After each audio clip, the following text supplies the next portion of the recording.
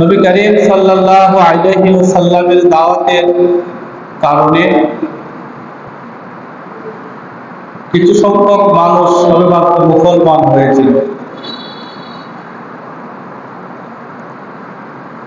স্বজাতীয়দের কারণে, নিজের বংশের লোকদের কারণে বা এলাকার লোকদের অত্যাচারের কারণে তারা দেশ থেকে বাধ্য হয়েছিলেন।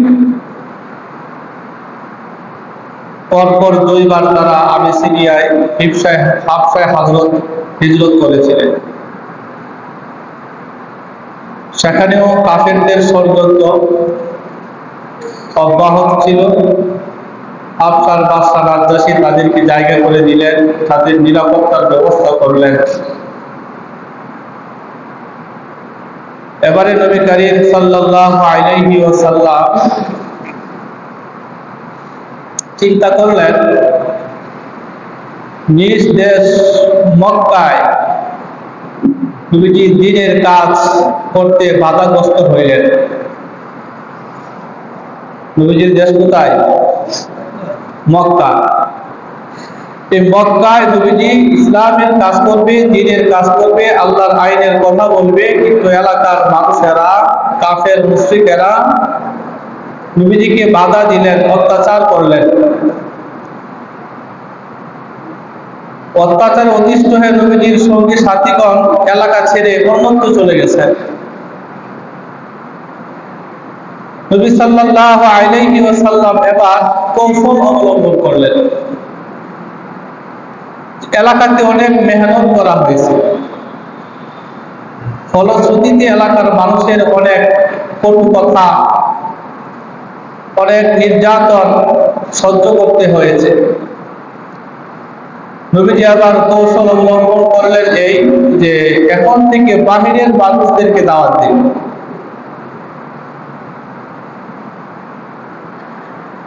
ইসলামে হজ ফরজ হওয়ার আগে মুশরিকেরা হজ করত, কাবাঘর তাওয়াফ করত, বাইতুল্লাহকে তারা সম্মান করত, ইজ্জত করত, কাবাঘর তাওয়াফের মাধ্যমে আল্লাহর ইবাদত করত, যদিও তারা মুশরিক ছিল। বছরে একবার তারা এই বাইতুল্লাহ জিয়ারতের জন্য আসে। নবী সাল্লাল্লাহু আলাইহি ওয়াসাল্লাম চিন্তা করলেন, এখন থেকে আমি হজ্জের এই মৌসুমটা, যে সময় বিভিন্ন এলাকা থেকে, বিভিন্ন দেশ দেশান্তর থেকে মানুষেরা এই মক্কায় আসে বাইতুল্লাহ জিয়ারতের জন্য, ওই সময় আমি মানুষের কাছে গিয়ে গিয়ে ইসলামের দাওয়াত দেব। দেখেন, আমরা তো জন্মগতভাবে মুসলমান হয়েছি, এই জন্য ইসলামের দাওয়াত কিভাবে দিতে হয়, দাওয়াত দিতে গেলে কিভাবে বাধাগ্রস্ত হতে হয়, সেই বিষয়টা আমরা উপলব্ধি করতে পারি না। নবীজি হজ্জের মৌসুমটাকে কাজে লাগানোর চেষ্টা করলেন।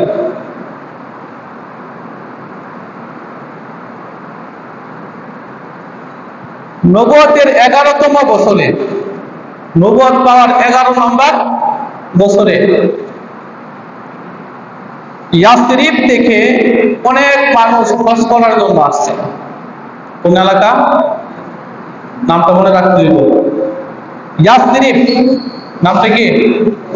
ইয়াসরিব থেকে অনেক মানুষ বাইতুল্লাহ জিয়ারতের জন্য আসলেন।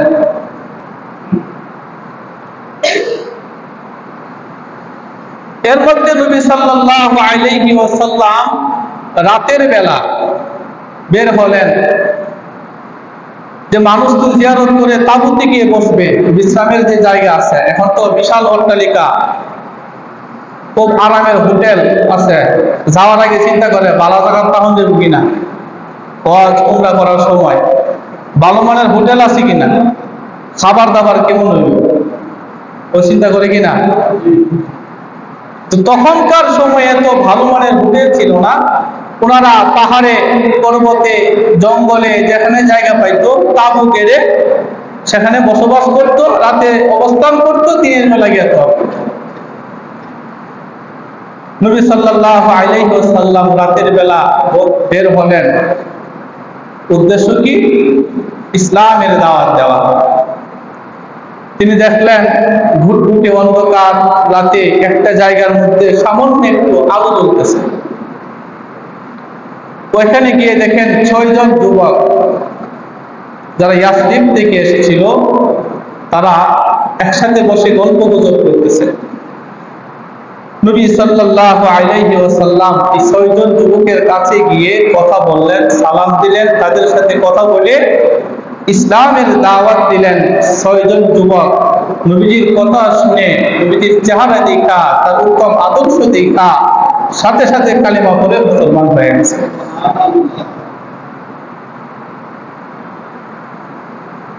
এটা ছিল নবুয়তের 11তম বছর।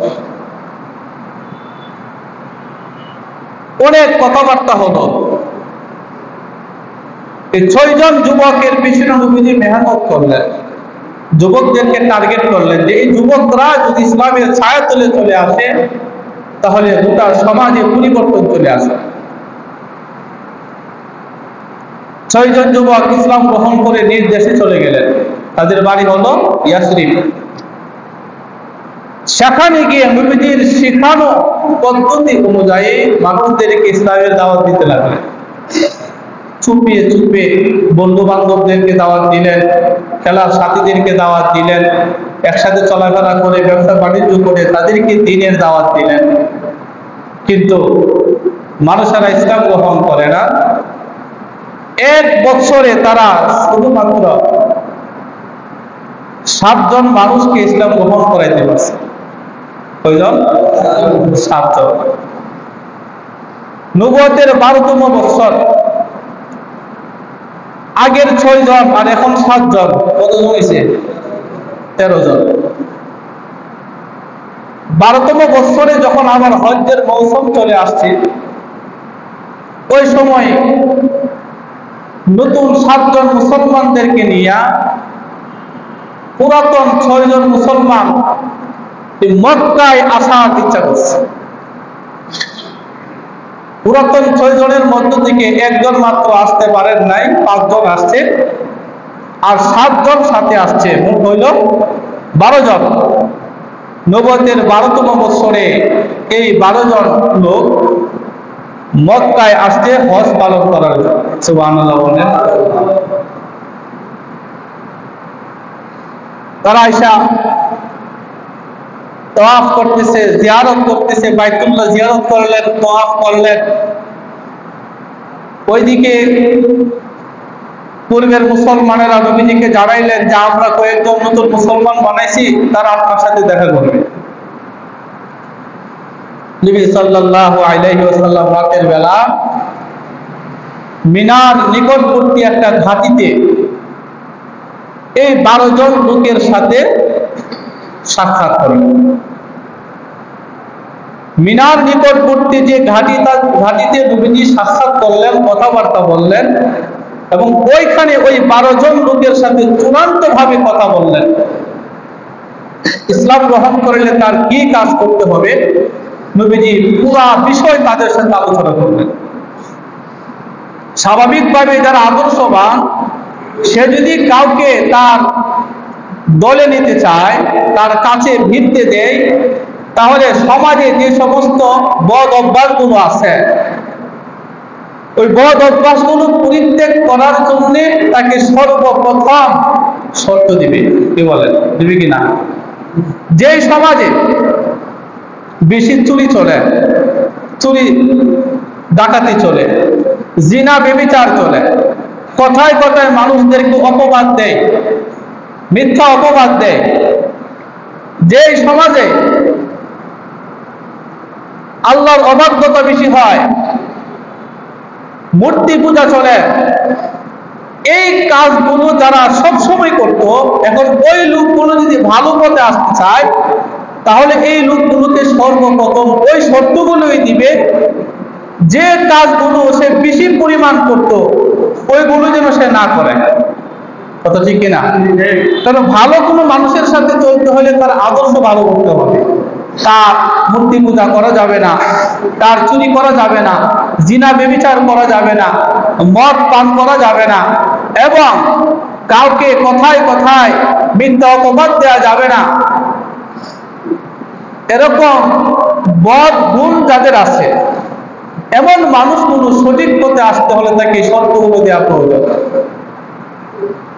নবী সাল্লাল্লাহু আলাইহি ওয়াসাল্লাম 12 জন লোকদেরকে নিয়ে মিনার প্রান্তরের মিনার নিকটবর্তী একটি গাড়িতে বসে বসে তাদের সাথে সলা পরামর্শ করলেন, তারা কিভাবে মুসলমানিত্ব টিকিয়ে রাখবে, তারা মুসলমানের কার্যক্রম কিভাবে পরিচালনা করবে।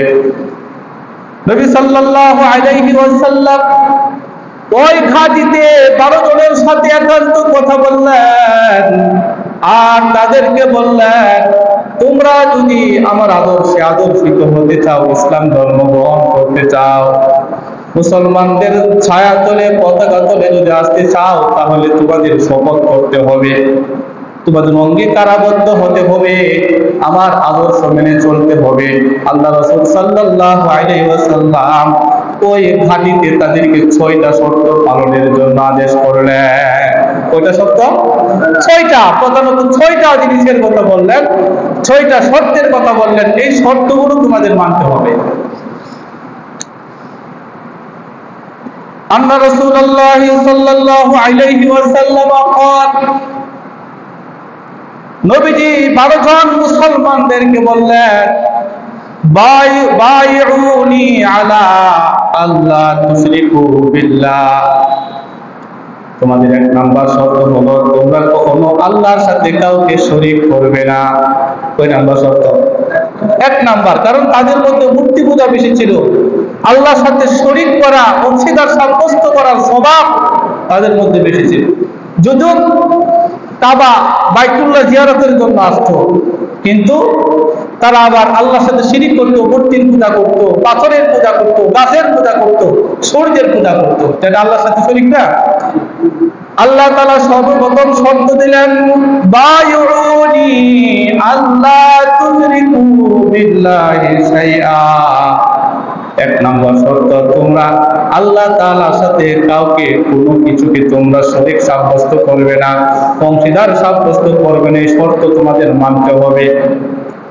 2 নম্বর শর্ত, নবীজি বললেন ওয়ালা তাসরিকু। 2 নম্বর শর্ত, তোমরা চুরি করবে না। কি করবে না? চুরির প্রচলন ছিল বেশি, নবীজি শর্ত দিলেন চুরি করবে না। 2 নাম্বার। 3 নাম্বার শর্ত হলো ওয়ালা তাজনু, জিনা ব্যভিচার করবে না। ওই সমাজে জিনা ব্যভিচার খুব প্রচলন ছিল, মানুষেরা যেটাই সেটাই জিনা ব্যভিচার করত, নিজের স্ত্রী রাইখা অপর স্ত্রীর সাথে ব্যভিচারে লিপ্ত হইত। নবীজি তাদেরকে বললেন, এখন মুসলমান হচ্ছ, আদর্শ পরিবর্তন করতে হবে, আল্লাহর সাথে শরীক করা যাবে না, চুরি করা যাবে না, জিনা ব্যভিচার করা যাবে না। ওইটা হলো 3টা শর্ত। নবী সাল্লাল্লাহু আলাইহি ওয়াসাল্লাম দেখলেন ওই সমাজের মানুষের মধ্যে আরেকটা প্রবণতা ছিল এরকম, তারা জীবন্ত সন্তানদেরকে মেরে ফেলতো, বিশেষ করে মেয়ে সন্তানদেরকে মেরে ফেলতো। যদি তারা দুনিয়াতে আসতো জীবন্ত অবস্থায় তাদেরকে মাটিতে পুঁতে ফেলতো। অনেক সময় গর্ভে সন্তান আসলে সন্তানটাকে নষ্ট করে ফেলতো। অনেক সময় ছেলে হোক মেয়ে হোক, মা বাবার অবাধ্য হয়ে গেলে অথবা যে কোনো দুনিয়াবী স্বার্থের জন্য তারা তাদের সন্তানদেরকে হত্যা করে ফেলতো। এই যে একটা প্রবণতা, আল্লাহ রাসূল এই 12 জন মুসলমানদেরকে বললেন ওয়ালা তাকতুলু আওলাদাকুম, সাবধান, মুসলমান হয়েছে, এখন থেকে তোমাদের 4 নাম্বার শর্ত পালন করতে হবে, তোমরা তোমাদের সন্তানদেরকে হত্যা করবে না। কয় নাম্বার? 4 নাম্বার শর্ত, সন্তানকে কি করবে না? হত্যা করবে না। সন্তান গর্ভে আসছে, স্ত্রীর গর্ভে আসছে, এই সন্তানটাকে মেরে ফেলবে না, অথবা দুনিয়াতে চলে আসছে তাকে মেরে ফেলবে না। ছেলে হোক মেয়ে হোক, এই সন্তানকে বাঁচিয়ে রাখতে হবে, তার অন্ন বস্ত্র বাসস্থান চিকিৎসা যা কিছু প্রয়োজন এগুলো তাকে দিতে হবে। এই নিষ্পাপ সন্তানগুলোকে তোমরা নিজেরা দুনিয়াবী স্বার্থের জন্য হত্যা করতে পারবে না। 5 নম্বর শর্ত দিলেন নবীজি, উপলব্ধি করলেন ওই সমাজের মধ্যে কিছু দুষ্কৃতকারী মানুষ আছে, তারা কথায় কথায় ভালো মানুষের উপর অপবাদ দেয়। একটা ভালো ফ্যামিলিকে নষ্ট করার জন্য দুশ্চরিত্রের মানুষগুলো দেখবেন এই ফ্যামিলির বিরুদ্ধে একটা অপবাদ দেওয়া যায়, দেখি দেয় না? ওই ফ্যামিলির ভালো একটা মেয়ে আছে, ওই মেয়েটার বিরুদ্ধে অপবাদ দেবে, কার সাথে জানি তার সম্পর্ক আছে, অথবা কোনো পুরুষের বিরুদ্ধে, কোনো ছেলের বিরুদ্ধে মিথ্যা অপবাদ রটায় দিবে। সত্য না মিথ্যা যাচাই হবে পরে, কিন্তু গুজব তো ছড়ে গেল। কথা ঠিক কিনা বলেন? এই মিথ্যা অপবাদের কারণে একটা ব্যক্তি জীবন ধ্বংস হয়ে যায়, একটা সাংসারিক জীবন, পারিবারিক জীবন, সমাজ ব্যবস্থা ধ্বংস হয়ে যায় শুধুমাত্র মিথ্যা অপবাদের কারণে। কথা ঠিক কিনা বলেন? এমন অনেক ছেলে আছে, মেয়ে আছে, মিথ্যা অপবাদ সইতে না পেরে সে আত্মহত্যা করে কিনা? এমন অনেক পরিবার আছে দুষ্কৃতকারীদের, নিকৃষ্ট মনের মানুষের মিথ্যা অপবাদের কারণে পরিবারগুলো ঘর থেকে বের হতে পারে না, সমাজে বের হতে পারে না, লজ্জায় তার মাথা নষ্ট হয়ে যায়। কথা ঠিক কিনা বলেন? আল্লাহ রাসূল লক্ষ্য করলেন ইয়াসরিবের মানুষদের মধ্যে এরকম বদ অভ্যাস আছে যে তারা কথায় কথায় মানুষদেরকে মিথ্যা অপবাদ রটায় দেয়। এই জন্য নবীজি সাল্লাল্লাহু আলাইহি ওয়াসাল্লাম তাদেরকে 5 নাম্বার শর্ত দিলেন, ওয়ালা তাতু বিবুহতানিন তাফতারুনাহু বাইনা আইদিকুম ওয়া আরজুলাকুম। 5 নাম্বার শর্ত দিলেন, কারো প্রতি মিথ্যা অপবাদ দিবে না, সতী সাধবী নারীদেরকে মিথ্যা অপবাদ দিবে না, পুরুষদেরকে মিথ্যা অপবাদ দিবে না। কারো বিরুদ্ধে অপবাদ দেওয়া এটা বড় অন্যায় কাজ। কাজে মুসলমানিত্ব টিকায় রাখতে হলে এই অপবাদ গুলো থেকে তোমাদের ফিরে আসতে হবে। কথা বলেন ঠিক কিনা? 5 নাম্বার শর্ত দিলেন। 6 নাম্বার শর্ত, তোমরা যেহেতু আল্লাহকে এক বলে স্বীকার করেছ আর আমি মুহাম্মদ সাল্লাল্লাহু আলাইহি ওয়াসাল্লামের রাসালাতের স্বীকৃতি দিয়েছ, তাহলে আল্লাহর হুকুম আর আমি নবীর তরিকা তোমাদের পুঙ্খানুপুঙ্খানুভাবে মেনে চলতে হবে। কি বলেন? কাউকে নেতা মানলে নেতার কথা তো মানতেই হবে, মানতে হবে না? নবী সাল্লাল্লাহু আলাইহি ওয়াসাল্লাম তাদেরকে 6 নাম্বার শর্ত দিলেন, ওয়ালা তাসুফি মারুফ, ন্যায়সঙ্গত কাজের মধ্যে তোমরা বিরোধিতা করবা না। আমি যে কাজগুলো করি, ন্যায়সঙ্গত যত কাজ আছে সমস্ত কাজের সাথে তোমাদের একত্রতা পোষণ করতে হবে। এই 6টা শর্ত শপথ নবীজি করালেন। 1 নাম্বার, আল্লাহর সাথে কাউকে শরীক করা যাবে না। 2 নাম্বার, চুরি করা যাবে না। 3 নাম্বার, জিনা ব্যভিচার করা যাবে না। 4 নাম্বার, সন্তানদেরকে হত্যা করা যাবে না। 5 নাম্বার, কাউকে মিথ্যা অপবাদ দেওয়া যাবে না। 6 নাম্বার, ন্যায়সঙ্গত সব কাজের প্রতি তোমাদের সমর্পণ থাকতে হবে, আল্লাহর হুকুম নবীর তরিকা মতো তোমাদের চলতে হবে। এই 6টা শর্ত নবীজি মিনার নিকটবর্তী একটা ঘাটিতে বৈশা মদিনা বা ইয়াসরিব থেকে আগত নতুন এবং পুরাতন 11 জন মুসলমান সদস্যদেরকে এই শপথ বাক্যটা পাঠ করালেন। ইতিহাসে এই শপথ বাক্যকে বলা হয় আকাবায়ে বায়াতুল উলা। ইতিহাসে বায়াতে আকাবায়ে উলা বা আকাবার প্রথম শপথ নামে এই বায়াতটাকে বলা হয়। 12 জন মুসলমান, আর এখন বাংলাদেশের মুসলমানের সংখ্যা কত জন? কোটি না? কোটি কোটি না? 12 জন মুসলমানের ঈমান আর আমরা কোটি কোটি মুসলমানের ঈমানের পার্থক্য বুঝেন। আমরা এগুলো বুঝি না বলেই তো আমরা এই দেশে দিক দৌড়াই। ইসলামের কথাগুলো আমাদের কানে আসে না। ইসলামের মূল কথাগুলো বললে আমাদেরকে বলে ধর্ম ব্যবসায়ী, শেষ পর্যন্ত একটা গালি দেওয়া যায় জঙ্গি, উগ্রবাদী কথাগুলো বলে। ইসলাম জানে না যে কাউকে কথাগুলো বলে, এদেরকে চিল্লাই। একটা সপ্তাহ আমরা এই কথাগুলো আমরা গবেষণা করি, বিভিন্ন জায়গাতে টুকটা টুকটা একসাথে কইরা এই কথাগুলো বলার চেষ্টা করি। বুকে হাত দিয়ে তো বলতে পারবেন না যে বছরে নবীর জীবনের উপরে একটু পড়ছি, কেউ বলতে পারবে না। এটা আমরা হলফ করে বলতে পারবো। মুসলমান দাবি কেমনি করেন আপনি? খুব আফসোস লাগে এই বিষয়গুলো আমি যখন খেয়াল করি। শুধু এইগুলা ধর্মীয় সব বিষয়ে আমরা অসচেতন। ধর্ম কোনো গুল্লাই যাক, এটা আমার দেহার বিষয় না। আমাদের মনের অবস্থা এমন হয়ে গেছে যে আমি বললে তো ফুলা হাতে খতম করাইবো, একটা হুজুর আইনা 200 টাকা দিয়ে খতম একটা করায় জানা তো ফুলা হাতে পারাইবো। এই চিন্তা ভাবনা মগজে ঢুকছে দিকে ইসলামের কথাগুলো কানের মধ্যে ঢুকে না। এগুলো খেয়াল করেন, ইসলাম বুঝেন, ইসলাম মানেন। এই 12 জন মুসলমান 6টা বিষয়ের উপর শপথ করছে। এই 6টা বিষয় আমাদের সমাজে আছে না নাই? হ্যাঁ, শিরকি কাজ আছে না? নাম তো মুসলমান, জন্মগত মুসলমান হয়েছি, ঠিক আছে, মসজিদে আসি মাঝে মধ্যে, এটাও ঠিক আছে, কিন্তু না যাবে গিয়ে তো সেজদা দেয়, দেখি না এমন লোক আছে না? আল্লাহ খালি না, জঙ্গল খালি না, এ কথাগুলো বলে কিনা?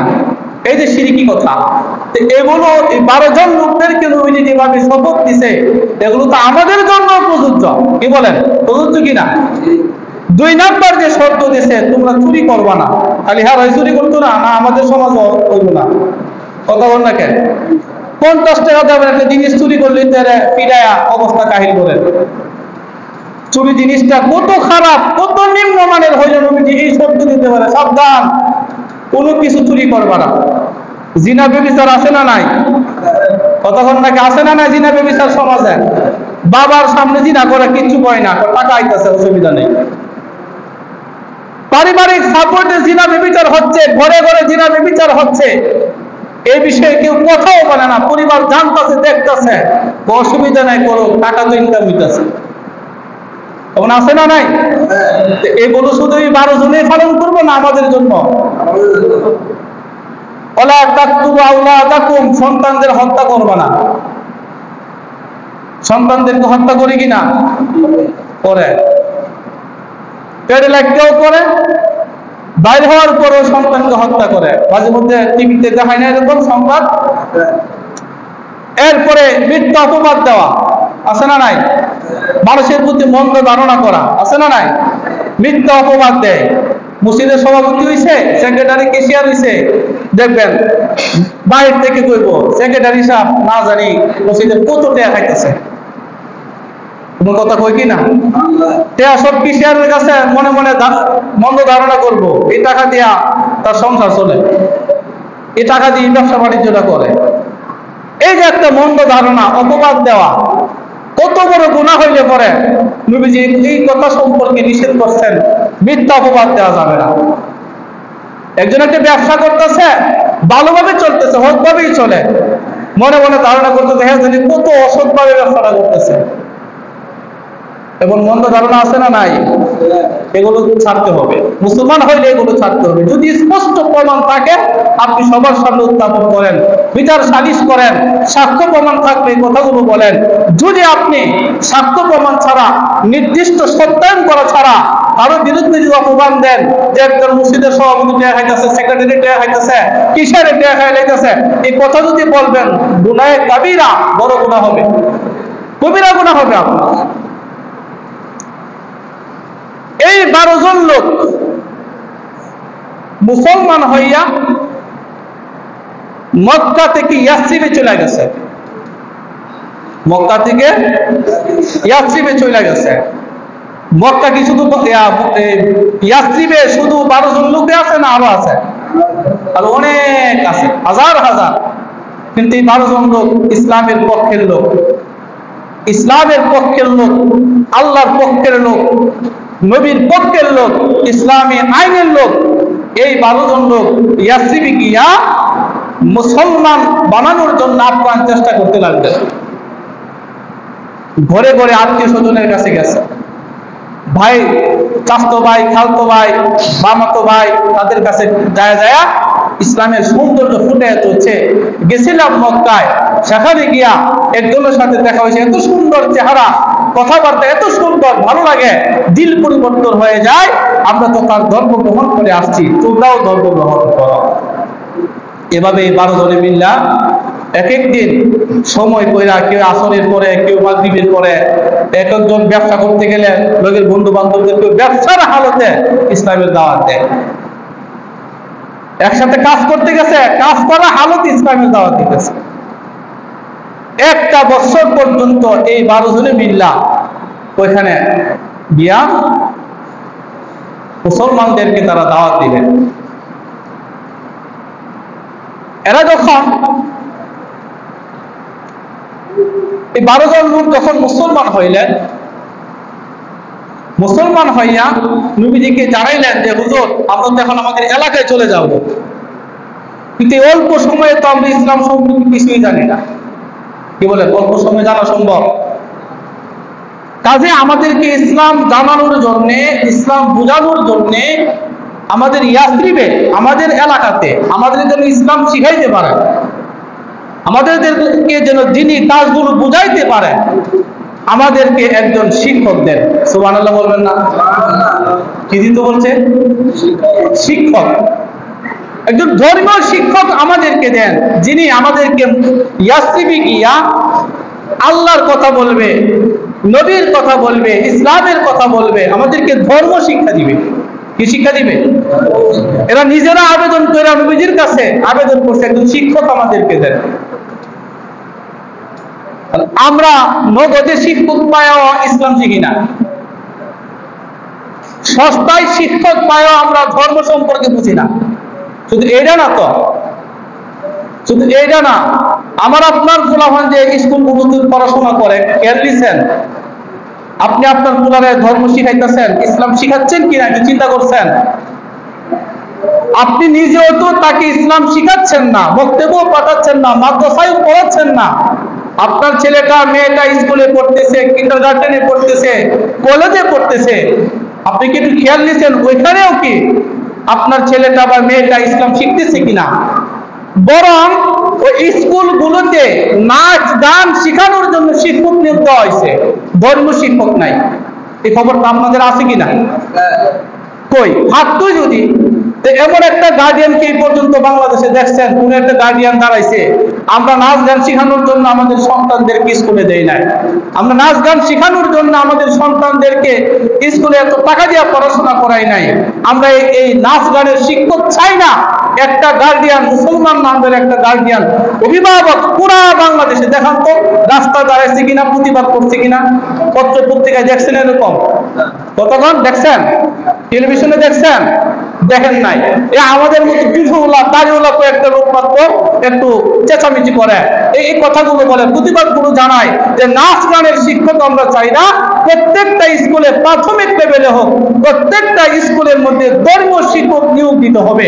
আমরা এই দাবিগুলো জানাই, এই কথাগুলো আমরা মসজিদের মেম্বরে বলি, এই কথাগুলো আমরা জাতীয়ভাবে বলি, এই কথাগুলো শুধুমাত্র মুসলমান ইমানদার দাড়িওয়ালা আলেম ওলামারাই বলে। সাধারণ মানুষ যারা আপনার সন্তানের ইমান আমল হেফাজতের দায়িত্ব আপনার ছিল, আপনি সেই ভূমিকাগুলো আপনি পালন করতেছেন না, এই খেয়াল কি আপনাদের আছে? নাই, নাই তো, এগুলো নাই। এই কথাগুলো বলতে গেলে আমরা সমাজের শত্রু, এই কথাগুলো বলতে গেলে আমরা মানুষের চক্ষুশূলে পরিণত হয়, বলে হুজুরা রাজনীতি করতেছে। আরে এখানে রাজনীতির কি দেখলেন? আপনার সন্তানকে ইহুদি বানানোর চক্রান্ত চলছে, নাস্তিক বানানোর চক্রান্ত চলছে। মুসলমান ইমানদার হিসেবে, আলেম হিসেবে আমাদের দায়িত্ব এই সম্পর্কে সন্তানদেরকে সজাগ করা, আপনাদেরকে সজাগ করা, আমার মুসলমান সাধারণ মুসলমান গার্ডিয়ানদেরকে সচেতন করা, এটা আমাদের ইমানি দায়িত্ব। আপনি দেখেন আপনার সন্তানকে আপনি কেন ইসলাম শিখাচ্ছেন না? স্কুলে পড়লে কি ইসলাম শিখতে পারবে না? কি বলেন, পারবে না? যদি ধর্মীয় শিক্ষক নিয়োগ দেশে পারবে না, তো অসুবিধা কি? স্কুলে পড়লে তো অসুবিধা নাই, এটা ধর্মীয় শিক্ষক দেন না। আমরা যখন স্কুলে পড়ছি তখনও দেখছি আমাদের ইসলাম শিক্ষা পড়াইছে কি হিন্দু স্যার, হিন্দু ছাড়া আমাদের ইসলাম শিক্ষা পড়াইতো কে? বাংলাদেশে মুসলমান শিক্ষক কি অভাব করছিল? যুগে যুগে ইসলামের উপর এভাবে আঘাত আছে, রাষ্ট্রীয় ভাবে আঘাত আছে, আন্তর্জাতিক ভাবে আঘাত আছে, কিন্তু সাধারণ মুসলমান এই সম্পর্কে কিচ্ছুই জানে না, তারা ঘুমায় থাকে। আমরা কথা বললে আমাদের বিরুদ্ধে তারা কথা বলে। ইয়াসরিবের 12 জন লোক ধর্মীয় শিক্ষক চাইছে, আমাদেরকে ধর্মীয় শিক্ষক দেন। নবী সাল্লাল্লাহু আলাইহি ওয়াসাল্লাম ইয়াসরিবে ধর্ম শিক্ষার জন্য এমন একজন শিক্ষককে দিলেন, যে শিক্ষক ছিল একজন শাহজাদা, কোটিপতির সন্তান। সুবহানাল্লাহ বলেন না? কোটিপতির সন্তান। ওই সময়ে এই লোক যে মুসলমান হয়ে গেছে, হযরত মুসআব ইবনে উমাইর রাদিয়াল্লাহু তাআলা, ওনার বাবা ছিলেন তৎকালীন মক্কায় সবচেয়ে বড় ধনাঢ্য ব্যক্তি, সবচেয়ে বড় শিল্পপতি ছিলেন। উনি যখন রাস্তা দিয়ে যাইতো, বন্ধু বান্ধব নিয়ে চলতো, কোথাও যাইতো, এখন বড় লোকের পোলাপান রাস্তা দিয়ে গেলে তার পিছনে কয়েকটা মোটরসাইকেল থাকে না? কি বলেন, থাকে না? প্রাইভেট কার থাকে না? নেতার হুতাইলে তার পিছনে শত শত প্রাইভেট কার থাকে। ওই সময় হযরত মুসআব বিন উমাইর, যাকে নবীজি ইয়াসরিবের ধর্মীয় শিক্ষক হিসেবে পাঠানোর মনস্থ করলেন, হযরত মুসআব বিন উমাইর রাদিয়াল্লাহু আনহুর অবস্থাও ছিল এমন, কোটিপতির সন্তান, কিন্তু ইসলাম গ্রহণ কইরা নবীজির একান্ত ছাত্র হয়ে গেছেন, ধর্মীয় শিক্ষক হয়ে গেছেন। সুবহানাল্লাহ। উনিও যখন কোথাও যাইতো, তৎকালীন সময়ে ঘোড়ার যুগ ছিল, ঘোড়ায় আরোহণ করে যখন কোথাও যাইতো, তার পিছনে শত শত ঘোড়া তার পিছনে থাকতো, তার বন্ধু বান্ধব, তার সাল্লি বাল্লি থাকতো, যে নেতার সন্তানের পিছনে পিছনে যাইতেছি। এত বড় একজন কোটিপতির সন্তান, দেখতেও ছিল সুন্দর, খুব দামি দামি জামা কাপড় উনি ব্যবহার করতেন, পরিধান করতেন, অত্যন্ত রুচিশীল একজন মানুষ ছিলেন হযরত মুসআব বিন উমাইর রাদিয়াল্লাহু তাআলা। যে মাত্র ইসলাম গ্রহণ করছে, কোটিপতি বাবা তাকে ঘর থেকে বের করে দিয়েছে। যে মাত্র ইসলাম গ্রহণ করছে, আরাম আয়েশের জিন্দেগি তার শেষ হয়ে গেছে। যে মাত্র ইসলাম গ্রহণ করছে, তখন নবীজির সাথে মসজিদে মসজিদে যায়, এদিক সেদিক যায়, তার আত্মীয় স্বজন তাকে দেখতে পারে না। মুসআব বিন উমাইর শুধুমাত্র দ্বীন শিক্ষার জন্য নবীজির দরবারে সার্বক্ষণিক অবস্থান করছে। এই বর্তমান সময়ে আমরা যারা আলেম হইছি, বর্তমান সময়ের এই দেশের বা পৃথিবীতেও যদি দেখেন, যারা টাকাওয়ালা পয়সাওয়ালা, এদের সন্তানদেরকে যদি আলেম বানাইতো, দ্বীনের শিক্ষা যদি তাদেরকে দিত, কোরআন পড়াইতো, হাদিস পড়াইতো, তা আমাদের যে বেশি খেদমত তারা করতে পারত, ইসলামের খেদমত। কথা ঠিক কিনা বলেন? আমি তো গরিবের সন্তান, আমার মাসে মাসে টাকা দেওয়া লাগে আপনাদের। যারা বলে না যে টাকা ইমামতি কইরা, মসজিদি কইরা, মাদ্রাসায় পড়ায় টেহা নাই কি ইসলামের কাম, কেন টাকা নেয়? তো ওই বড় লোকেরা যদি তার সন্তানদের মাদ্রাসায় পড়াইতো, আলেম বানাইতো, দ্বীনি শিক্ষা অর্জন করাইতো, তাহলে তার তো অন্তত টাকা পয়সার দরকার আছে না? কি বলেন? তার তো অনেক কোটি কোটি টাকা, তার পোলা মাদ্রাসায় পড়ায় 10-15 হাজার টাকা নিলে কি হইব? এই চিন্তা ভাবনা যদি কারো থাকতো, এই মানুষগুলো তারা টাকা পয়সাওয়ালা, এরা যদি তাদের সন্তানদেরকে দ্বীন শিখাইতো, ইসলাম শিখাইতো, কোরআন পড়াইতো, হাদিস পড়াইতো, তাহলে ইসলামের আরো অনেক বড় খেদমত তারা করতে পারত। কিন্তু আমাদের উচ্চাবিলাস, দুনিয়াবী স্বার্থ সিদ্ধির কারণে আমরা ইসলাম শিক্ষাটাকে একদম নিম্ন স্তরে ফেলায় রাখছি, অথচ এই শিক্ষাটা ছিল সবচেয়ে উচ্চ স্তরের। কথা ঠিক কিনা বলেন? সবচেয়ে উচ্চ লেভেলের শিক্ষা হলো এই দ্বীন শিক্ষা, কোরআনের শিক্ষা, হাদিসের শিক্ষা। নবীজি বলতেন, খায়রুকুম মান তাআল্লামাল কুরআন ওয়া আল্লামা, যে কোরআন পড়ে পড়ায় তারা সর্বশ্রেষ্ঠ। সুবহানাল্লাহ বলেন। আর আমরা এখন কোরআন পড়াইতে যাবো, কত তাল বাহানা, কত তাল বাহানা। স্কুলেও সাবজেক্ট আছে ইসলাম শিক্ষা, এটা কোনো গুরুত্বই নাই, কোনো গুরুত্ব নাই। এই জন্য প্রত্যেকটা সন্তানকে আমরা বারবার এই কথাগুলো বলি, আপনি প্রাথমিক পর্যায়ের শিক্ষাটা, ইসলামের শিক্ষাটা তাদেরকে দেন, নাই তো হাসরের ময়দানে আল্লাহ তাআলার আসামির খাট ধরে আপনি করে যাবেন। আপনার সর্বোচ্চ চেষ্টাটা আপনি করেন আপনার ছেলে মেয়েকে ইসলামের প্রাথমিক শিক্ষা যেন সে অর্জন করতে পারে, কোরআনটা যেন সহিভাবে পড়তে পারে, হালাল হারাম যেন সে বুঝে, কোন কাজ করলে হালাল, কোন কাজ করলে হারাম, এগুলো যেন সে বুঝে। এই শিক্ষাটা অর্জন করা সবার উপরে ফরজ, বাবা মা ছেলে মেয়ে সবার উপরে এই শিক্ষা অর্জন করা ফরজ। ধর্ম শিক্ষার ব্যাপারে আমাদের অনেক অনীহা, আমরা অনেক অসতর্ক, আমরা ইসলাম বুঝি না, মসজিদ বানায় লাইছি বিশাল কোটি কোটি টাকা খরচ করে, কোন সময় যে টাইলস লাগালে কিন্তু মসজিদ, এই প্রতিযোগিতায় আমরা লিপ্ত। আমার ঘর কোন সময় টাইলস করতে হইব, আমার বাড়িটা কোন সময় 2 তলা 3 তলা করণ লাগবো, এই চিন্তায় বিভোর। কিন্তু আমার আপনার সন্তানের ইমানের অবস্থা যে 12টা বাজতেছে, এই চিন্তা কারো নাই। কথা বলেন, ঠিক কিনা বলেন? এই 12 জন লোক নবীজিকে আবদার করছে, ইয়া রাসূলুল্লাহ, আমরা ইসলাম সম্পর্কে জানি না, ইসলাম সম্পর্কে বুঝি না। আমাদের এলাকার অনেক মানুষ আছে যারা সেখানে বাড়ি বাড়ি বংশে বংশে ঝগড়া, বংশে বংশে ঝগড়া হয় না? তারাও বলতেছে আমাদের ইয়াসরিবে মুয়াজ বংশ আছে, ওইখানে আমাদের কিছুদিন আগে একটা ঝগড়া হয়ে গেছে, একটা আকারে মারা লায়। এই মুহূর্তে আমরা তাদেরকে গিয়া ইসলামের কথাগুলো বুঝাইতে পারবো না। কাজে আমাদেরকে একটা শিক্ষক দেন, যারা আমাদেরকে ধর্ম শিখাইতে পারে, মানুষদেরকে ভালোভাবে বুঝায়া ধর্মের দিকে আকৃষ্ট করতে পারে, মুসলমান বানাইতে পারে। নবী সাল্লাল্লাহু আলাইহি ওয়াসাল্লাম তাদের এই অনুরোধের প্রেক্ষিতে ইসলাম শিক্ষার জন্য ইয়াসরিবে একজন শিক্ষককে পাঠালেন, যে শিক্ষকের নাম হযরত মুসআব ইবনে উমাইর রাদিয়াল্লাহু তাআলা আনহু। মুসআব ইবনে উমাইর রাদিয়াল্লাহু আনহুকে নিয়ে এই 12 জন লোক ইয়াসরিবের দিকে যাত্রা করছে। কোথায়? ইয়াসরিবে যাত্রা করছে। নামটা খেয়াল রাখবেন, নামটা কি? ইয়াসরিব। সেখান থেকে প্রথম আসছিল 6 জন লোক, মুসলমান হয়েছে। এরা যায় 1 বছর মেহনত করার ফলে মাত্র 7 জন লোকের মুসলমান বানাইছে।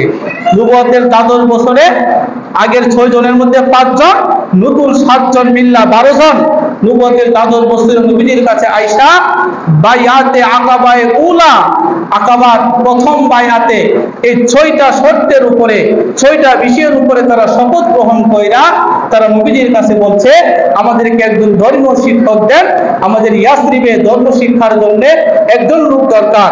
নবী তাদের আবেদনের প্রেক্ষিতে একজন ধর্ম শিক্ষক দিলেন, তার নাম হযরত মুসআব বিন উমাইর রাদিয়াল্লাহু আনহু। যাবেন কোথায়? ইয়াসরিব। কোথায় যাবেন? ইয়াসরিব। সেখানে গিয়ে তারা মানুষদেরকে দিন শিক্ষা দিবে, ইসলাম শিক্ষা দিবে, কোরআনের দাওয়াত দিবে, আল্লাহ তাআলার তাওহীদের দাওয়াত দিবে, রিসালতের দাওয়াত দিবে।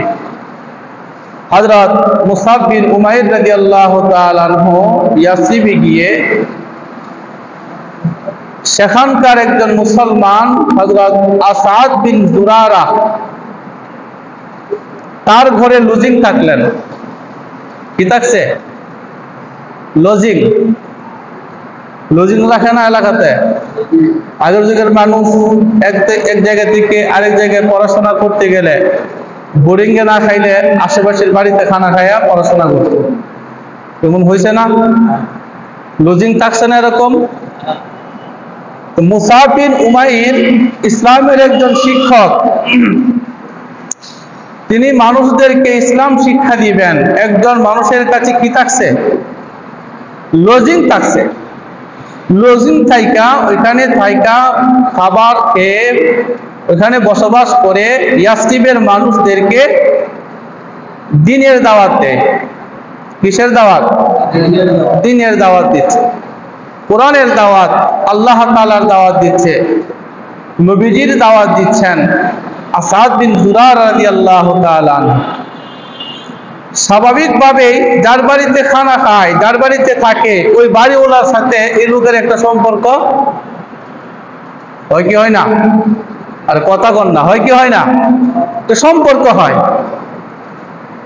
দুইজনের মধ্যে ভালো একটা সম্পর্ক হয়ে যায়। কোথাও হাঁটলে দুইজন একসাথে হাঁটে, কোথাও গেলে দুইজন একসাথে যায়।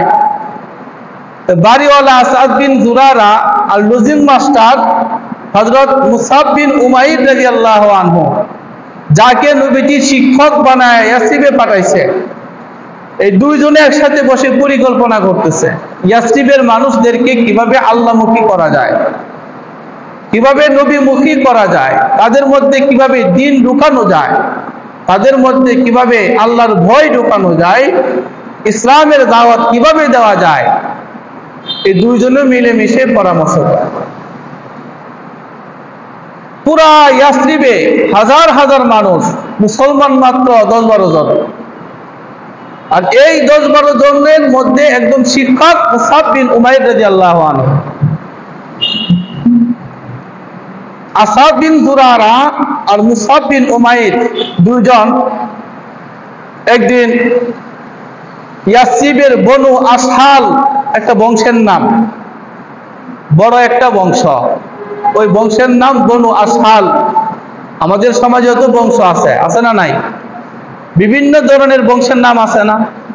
অনেক বংশ এক এলাকার মধ্যে অনেক বড় হয়, যে বংশটা বড় হয়, মানুষ বেশি হয়, ওই বংশের প্রভাব প্রতিপত্তি ওই এলাকার মধ্যে একটু বেশি, বেশি কিনা? ইয়াসরিবের মধ্যে বনু আসহাল একটা বংশ ছিল, গোত্র ছিল, তাদের বংশ অনেক বড়। ওই বনু আসহাল বংশের একজন নেতা, তার নাম সাদ বিন মুআজ।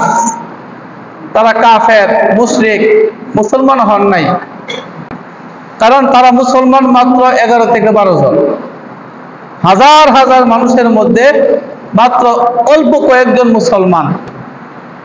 আর মুসলমান কিভাবে বৃদ্ধি করা যায়, মানুষের মধ্যে কিভাবে একত্ববাদের দাওয়াত পৌঁছানো যায়, দুইজন মিলেমিশে বৈশাখ পরামর্শ করতেছে। নতুন একটা এলাকায় গিয়ে অপরিচিত যদি কোনো মানুষ বসে থাকে, বৈশাখ গল্প গুজব করে, আশেপাশের মানুষগুলো দেখলে তাদের চারপাশে আইসা দাঁড়ায় থাকবে, এরা কারা, তার পরিচয় জানার জন্য।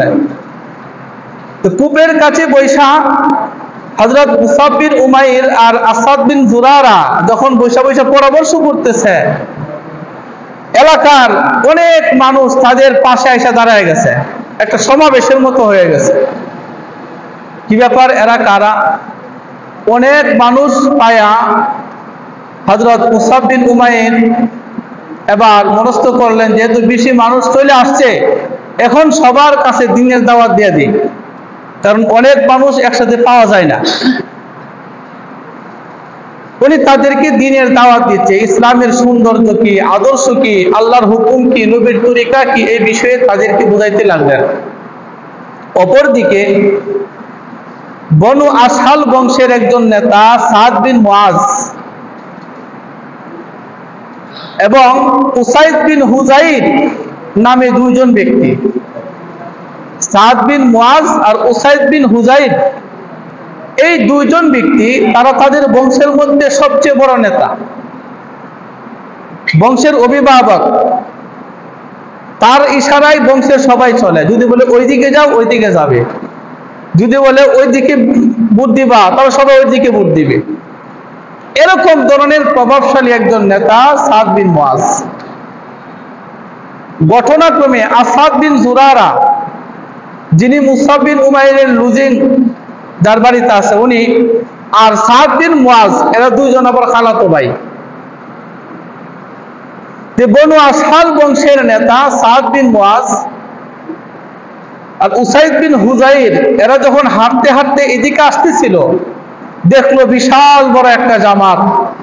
এখানে আসাদ বিন জুরারা, মুসআব বিন উমাইর দুইজনে মিলে তাদেরকে নতুন একটা দ্বীনের, নতুন একটা ধর্মের দাওয়াত দিচ্ছে।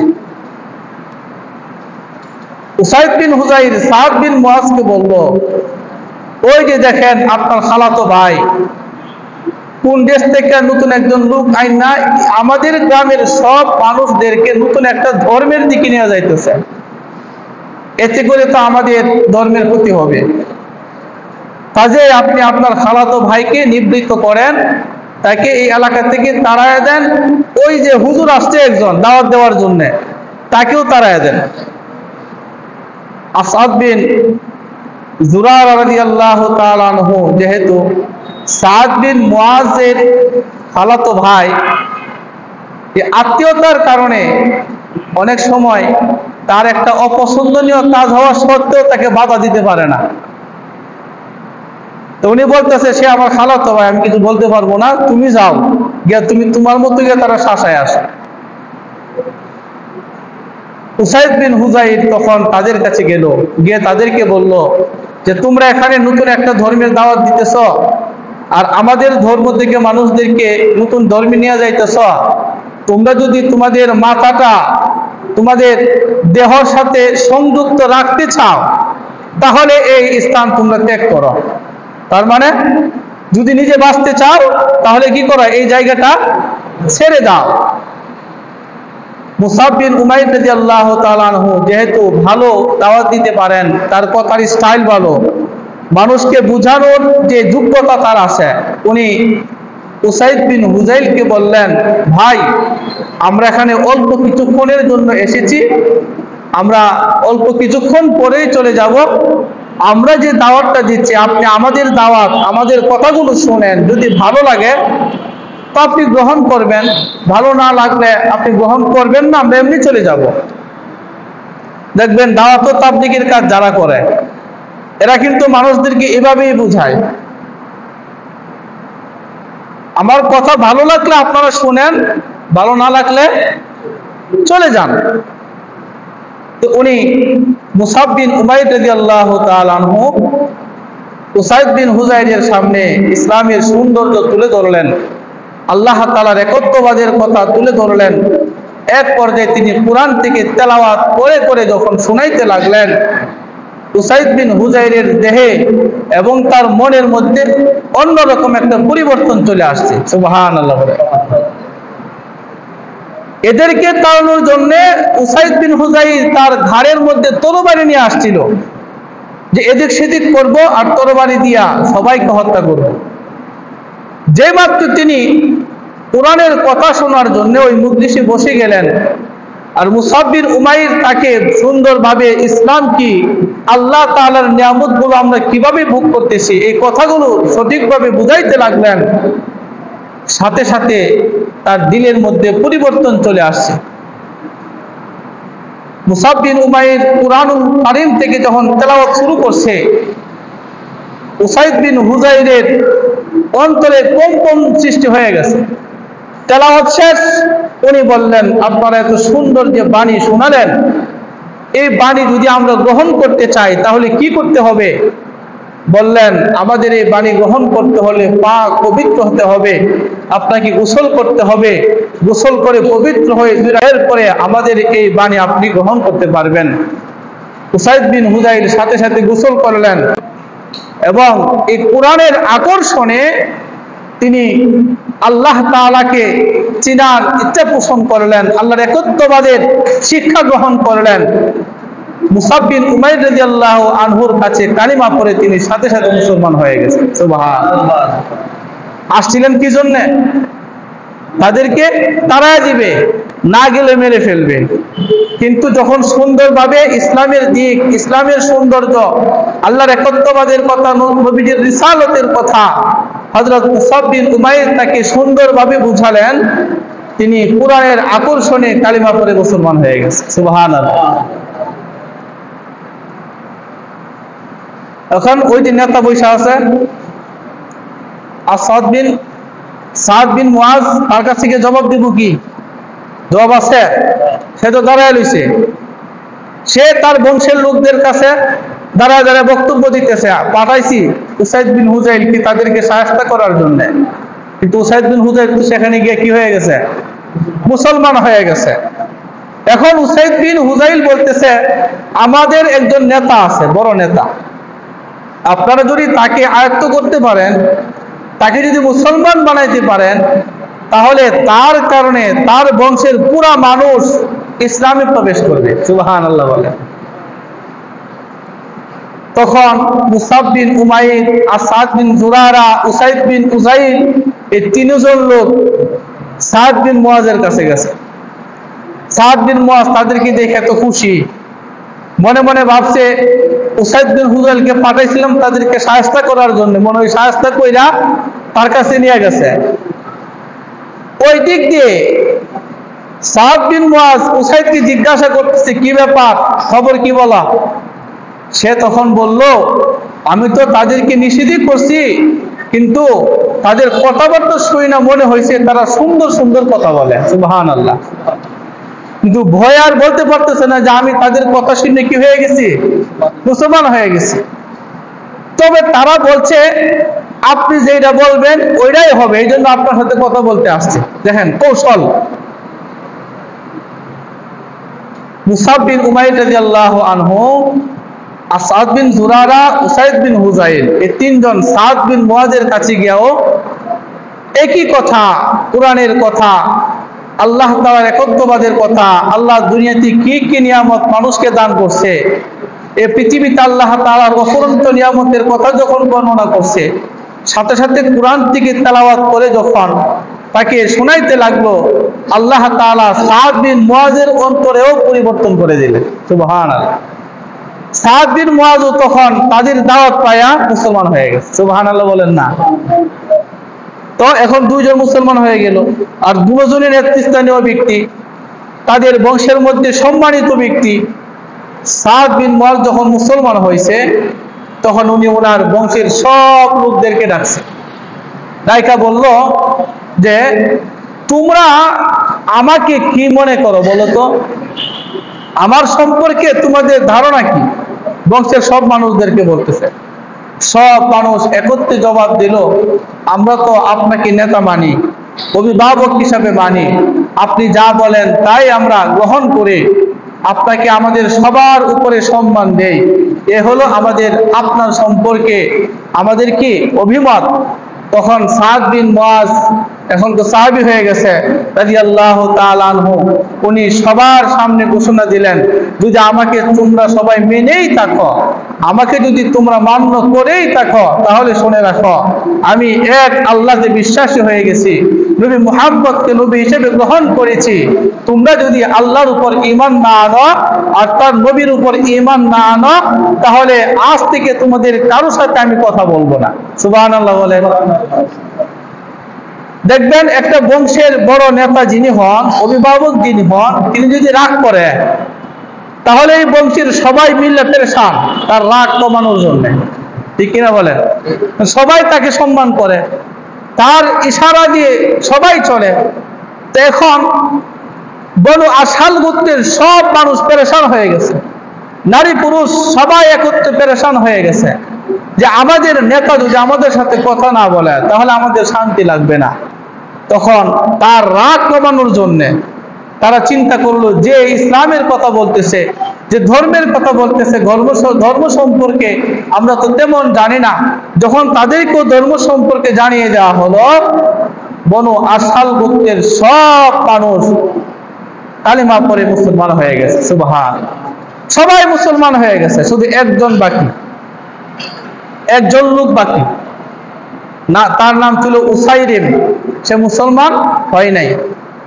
বনু আশাল গোত্রের সব মানুষ মুসলমান, একজন হয় নাই। সে কি করলো? সে অবস্থান করতে লাগলো, সে আরো চিন্তা করতেছে, আরো বুঝলো কি করা যায়।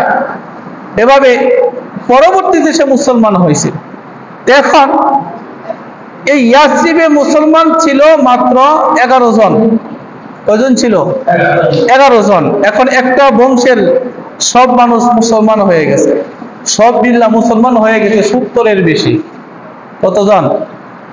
70-এর বেশি হয়ে গেছে। ওই যে ধর্মীয় শিক্ষক ইয়াসরিবে পাঠাইছিলেন নবীজি, তিনি যখন এভাবে দাওয়াত দিয়া মুসলমানের সংখ্যা বাড়াইছে না কমাইছে? বাড়াইছে।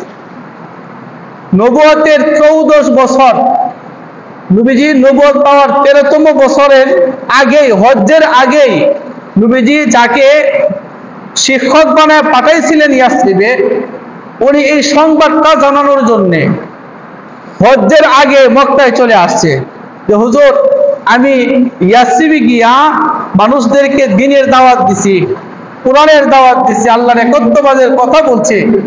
ইয়াসরিবের অবস্থা এখন ভালো, দিনকে দিন মুসলমানের সংখ্যা বাড়তেছে। নবীজি সন্তুষ্ট হয়ে গেলেন। ওইদিকে 13তম বছর চলে আসছে, হজ্জের মৌসুম। এখন ইয়াসরিবের মুসলমানের সংখ্যা 70-এর বেশি। সবাই মিলা এখন পরামর্শ করছে, এই বছরের হজ্জে আমরা যাব, নবীজির সাথে দেখা করব। সুবহানাল্লাহ। 70-এর অধিক মুসলমান নবুয়তের 13তম বছরে হজ্জের মৌসুম যখন আসলো, সবাই মক্কাতে আসবে, রাস্তা দিয়ে হাঁটতেছে, আর নবীজিকে নিয়ে চিন্তা করতেছে, হাই আমরা তো শুনেছি মুহাম্মদ সাল্লাল্লাহু আলাইহি ওয়াসাল্লাম মক্কাতে দ্বীনের দাওয়াত দেওয়ার কারণে না তার নিজ বংশের কাছে অবহেলিত, তার এলাকার সব মানুষের কাছে লাঞ্ছিত, অপমানিত, প্রতিদিন তিনি রক্তাক্ত হন, তাকে মানুষেরা অপমান করে। আর আমরা যখন এখন মুসলমান হয়ে গেছি, আমাদের বংশ ভালো, আমাদের টাকা পয়সার অভাব নাই, আমাদের নবীকে আমরা আর মক্কায় থাকতে দেব না, আমাদের নবীকে আমাদের কাছে নিয়ে আসবো। পরস্পরে কথাবার্তা বলতে বলতে মক্কার দিকে আসতেছে। সবার মনের ভিতরে আবেগ, নবীর কষ্ট তারা এখন সহ্য করতে পারে না। সকলের মনের মধ্যে একই অবস্থা যে নবীকে আমরা নবী হিসেবে মানলাম, এই নবীর কষ্ট হবে, আমরা সেটা কি করব না, সহ্য করব না। নবী তার নিজ দেশে অপমানিত হবে, লাঞ্ছিত হবে, আমরা এটা মানতে পারবো না।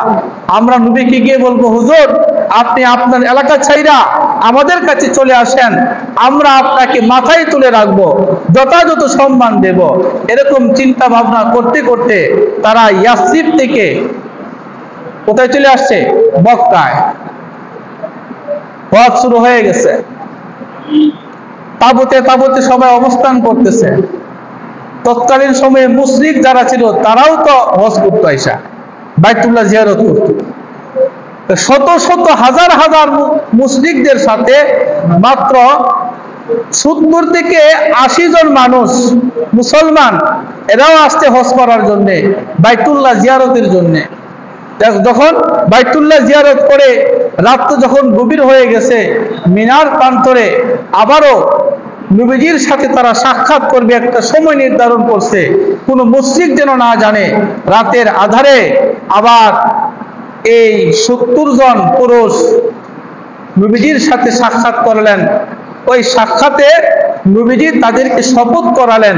ওই শপথটার নাম হলো বায়াতে আকাবায়ে বায়াতে সানি, আকাবার দ্বিতীয় শপথ।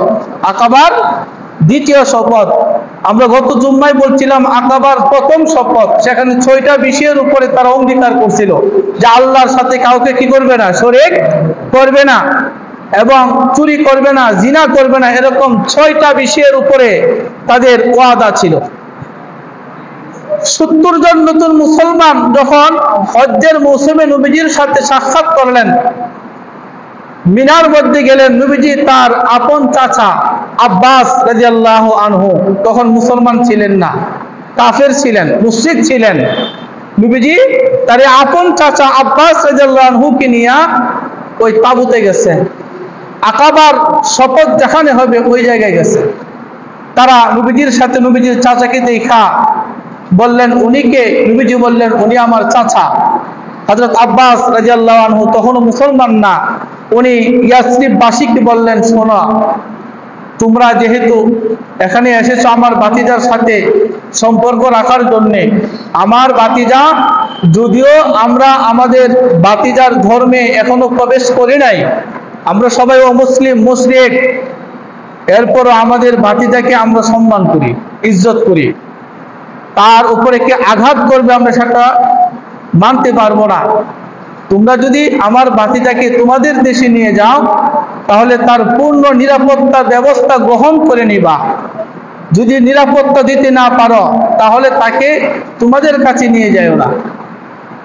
উনি এই বক্তব্য দিলেন নবীজির নিরাপত্তার জন্যে। আর নতুন মুসলমানগুলো নবীজির কাছে আইসা বলতেছে, হুজুর আমরা সবাই নতুন করে আপনার কাছে আবার বায়াত গ্রহণ করব। কি বায়াত? যে হুজুর আপনি যা বলবেন আমরা তাই মানবো, আপনি যেটা বলবেন সেটাই শুনবো, আপনি বলুন আমরা কি করব। নবীজি বললেন, তোমরা সবাই আমার হাতে বায়াত গ্রহণ করবে এই বিষয়ে যে তোমাদের অলসতা থাকলেও তোমরা আমার কথাগুলো মানবে, তোমরা সব সময় সদা সর্বদাই আমি যেগুলো আদেশ করব ওইগুলো তোমাদের মানতে হবে, সুখে দুঃখে আল্লাহর হুকুম তোমাদের পালন করতে হবে, সৎ কাজের আদেশ করতে হবে, অসৎ কাজের নিষেধ করতে হবে। তোমরা তোমাদের পরিবার পরিজনকে যেভাবে সাহায্য করো, সহযোগিতা করো, তাদের নিরাপত্তার ব্যবস্থা করো, আমারও সেভাবে নিরাপত্তার ব্যবস্থা করতে হবে।